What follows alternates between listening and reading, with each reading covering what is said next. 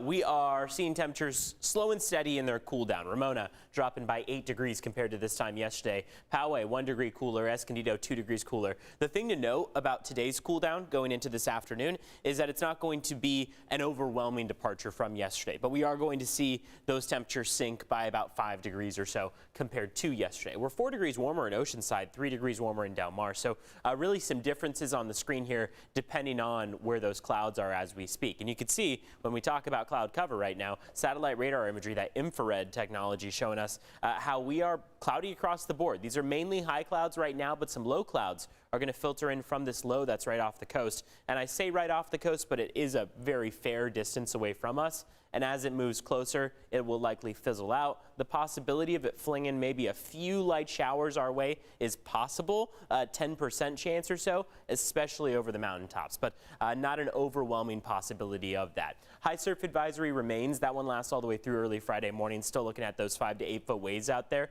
That's the only thing in terms of watches, warnings, or advisories, and that lasts all the way up through the Southern California coast, Orange County up into LA County. So here are those forecast high temperatures. Yesterday we were talking low 80s for Fallbrook, Vista, Escondido, El Cajon.